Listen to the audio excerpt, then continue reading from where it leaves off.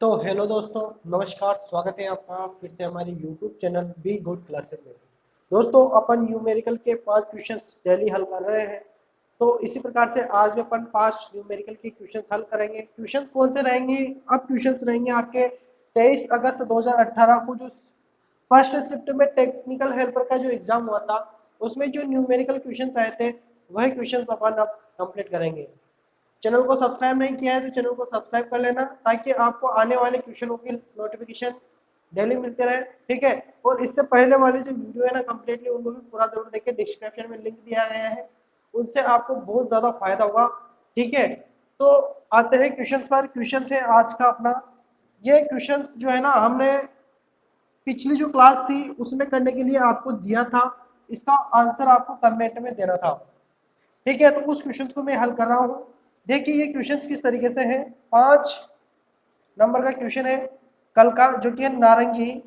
नारंगी, काला, भूरा, बैंगनी रंग का रजिस्टर। रजिस्टर यानी कि होता है प्रतिरोध। ये तो आप सभी जानते हैं, प्रतिरोध है ना। प्रतिरोध होगा, यानी कि यहाँ पर प्रतिरोध प्रतिरोध का कलर दिया गया है नारंगी। नारंगी, काला, भूरा, बैंगनी रंग का रजिस्टर है, जिसका आपको यहाँ पर मान निकालना है। तो इसको हल करने की जो ट्रिक है ना, फिर भी मैं आपको बता देता हूँ। बी तो हल करने की जो ट्रिक है वह है बी बी रोए वाई, है ना। B B Roy Great Britain very good wife golden silver no colour. सर्वप्रथम का 0 1 2 3 4 5 6 7 8 9 10, सॉरी 10 तक तो लिखेंगे नहीं। यहाँ पर बस इतना ध्यान रखना, प्लस माइनस 5 प्लस माइनस 10 और प्लस माइनस 20, ये चीज याद रखना है इसके लिए। तो यह होता है चौथे कलर के लिए। ये जो सिस्टम होता है चौथे कलर के लिए होता है। चौथा कलर, है ना। चौथा कलर। और अगर 5 कलर हो तो पांचवा कलर। चौथा और पांचवा कलर के लिए होता है। 5 कलर होते तो पांचवा कलर, 4 कलर होते तो 4 कलर। अब देखिए यहाँ पर कितने कलर है, 1 2 3 4 5, 5 कलर है। 5 कलर है। सबसे पहले आपको दिया गया है नारंगी। अब नारंगी दिया गया है तो नारंगी अपना कौन सा है, देखिए यहाँ पर मैं बता देता हूँ। इस बी का मतलब होता है काला, इस बी का मतलब होता है भूरा, बी ब्लैक, ब्लैक यानी भूरा, ब्राउन यानी कि सॉरी, इसका जो मतलब होता है मैं बता देता हूँ। इसका होता है काला, है ना। ये ब्राउन यानी कि भूरा, रेड यानी कि लाल, ऑरेंज यानी कि नारंगी, येलो यानी कि पीला, ग्रीन यानी कि हरा, ब्लू यानी कि नीला, वॉयलेट यानी कि बैंगनी, ग्रे यानी कि धूसर सलेटी, व्हाइट यानी कि सफेद। ये ध्यान रखना। अपने पास नारंगी है, ऑरेंज, नारंगी का ऑरेंज, ऑरेंज है अपने पास 3। फिर नारंगी है तो फिर 3 लिखेंगे। फिर उसके बाद है काला, काला तो है तो 0 लिखेंगे। और उसके बाद में बुरा है। बुरा का है अपने पास, ये है ना, ये है ना बुरा 1। और उसके बाद में है अपने पास बैंगनी। तो बैंगनी है अपने पास ये वाला, ये वाला बैंगनी 7। ठीक है। अब देखिए अगर 5 कलर हो तो 3 जो कलर है आगे वाले, इनको तो अपन डायरेक्ट लिख देते हैं 3 3 और 0। चौथे नंबर का जो कलर है वह अपन गुणांक के रूप में लेते हैं। गुणांक के रूप में कैसे लेंगे इसको, तो इसको लेते हैं अपन 10, 10 की पावर 1। 10 की पावर 1 भी क्या होगा, 10 ही होगा। यहाँ पर इंटू कर देंगे अपन 10। और आखिरी जो बचता है वह दक्षता के लिए बचता है, तो दक्षता यहाँ पर है नहीं। ठीक है। तो अपन देंगे भी नहीं दक्षता, बाकी अपना यहाँ तक ठीक रहेगा। इसको हल कर लेते हैं। 3, अब देखिए 33 में 10 का गुणा करेंगे, 330 में 10 का गुणा करेंगे तो क्या हो जाएगा, 33 हो जाएगा। 3300 कहाँ है अपने पास। अब देखिए यहाँ पर 3301 में भी नहीं है, सब में पीछे के लगा हुआ है। के लगा हुआ है तो अपन क्या करेंगे, इस 3300 को भाग देंगे 1000 से। के लगा हुआ है तो 1000 से भाग देंगे, इससे कट जाएगा, इससे कट जाएगा। 33 में 10 का भाग जाएगा तो 3.3 के हो जाएगा। ठीक है। अपना आंसर यहाँ पर ए ऑप्शन कंप्लीटली सही आंसर रहेगा। फिर से समझ लीजिए, जब 5 कलर हो, 5 कलर हो तो पीछे पीछे वाले कलर को भूल जाओ। अगर यहाँ पर दक्षता नहीं दी है, ठीक है, दक्षता नहीं दी है तो पीछे पीछे वाले कलर को भूल जाओ, आगे वाले 3 कलर को ध्यान में रखो। आगे नारंगी है, नारंगी 3 नंबर पर आता है। ठीक है। फिर नारंगी है, फिर 3 नंबर पर आता है, 2 तो ले लो। फिर एक और है पीछे, ये भी इसी में जुड़ जाएगा। तो काला है, काला का होता है 0, तो 330 हो गया। चौथे नंबर का जो कलर होता है वह होता है गुणांक के रूप में 10 की पावर के हिसाब से चलता है।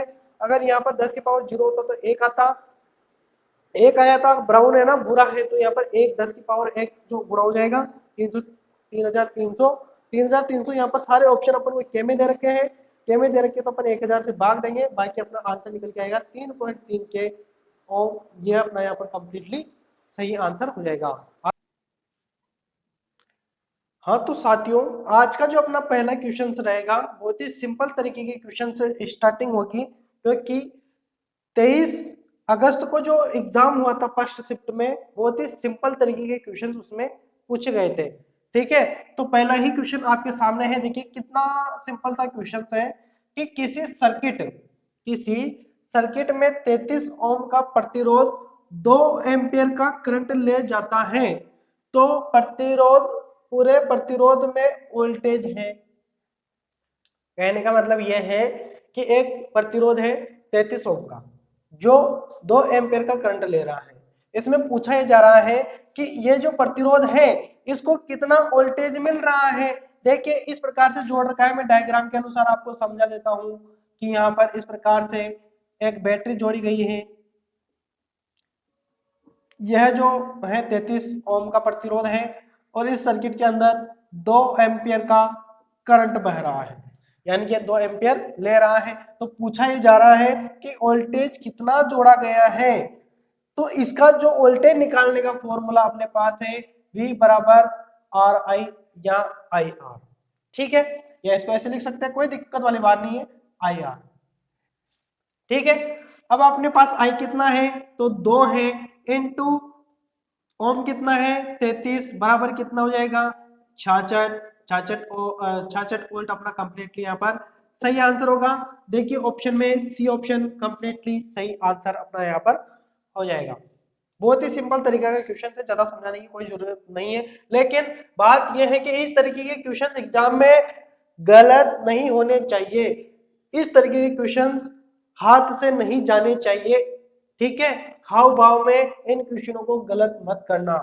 दूसरा जो क्वेश्चन है, अगर 0.2 ओम प्रतिरोध एक वायर कंडक्टर के लंबाई 2 गुनी कर दी जाए तो इसका प्रतिरोध हो जाता है। आपको एक बात तो पता होगा कि कोई तार है, तार के अंदर होता है प्रतिरोध। ठीक है, तो मैं आर लिख देता हूं, उसी के साथ तार की होती है लंबाई, अगर लंबाई बढ़ाते हैं तो प्रतिरोध क्या होता है, बढ़ता है। क्यों बढ़ता है भाई, ये भी मैं आपको बता देता हूं। तो आर बराबर रो एल बटा ए, यह होता है विशिष्ट प्रतिरोध का फॉर्मूला।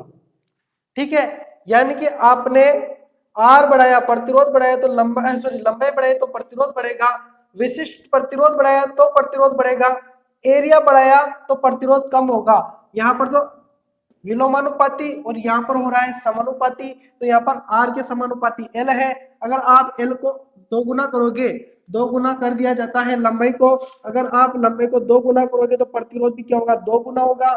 तो यहाँ पर देखिए कितना प्रतिरोध है, तो प्रतिरोध है 0.2, 2 गुना कर रहे हो तो 2 से गुणा करेंगे तो क्या आ जाएगा 0.4 आ जाएगा, 0.4 सिंपल सा आंसर।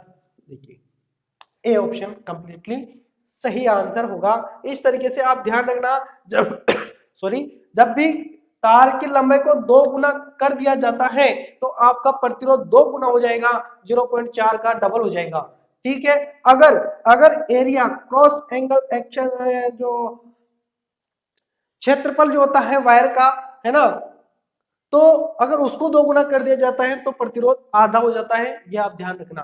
ठीक है, आते हैं नेक्स्ट क्वेश्चन पर। नेक्स्ट क्वेश्चन अपना, तो किसी ने एक बात सही कही है कि मंजिल यूं ही नहीं मिलती राही को, जुनून दिल में जगाना पड़ता है, जुनून दिल में जगाना पड़ता है। पूछा चिड़िया से कि घोंसला कैसे बनता है, तो बोली तिनका उठाना पड़ता है। ठीक है, तो अपन को भी तिनके इकट्ठे करके एक घोंसला बनाना है। ठीक है, तो यहाँ पर आज का जो क्वेश्चन, जो तीसरे नंबर का क्वेश्चन है, यदि कोई कैपेसिटर 10 वोल्ट पर 0.24 कूलाम का चार्ज वहन करता है। देखिए यहाँ पर ध्यान रखना, चार्ज की जो इकाई होती है कूलाम होती है, ये आप ध्यान रखना। बहुत सारी बार डायरेक्ट पूछा जाता है, ये मैं आपको हर बार बताता हूँ। चार्ज यानी होता है आवेश, आवेश की इकाई कूलम, ठीक। और उसके साथ धारिता, अब धारिता को मापा जाता है फेरड में, ये भी आप ध्यान रखना।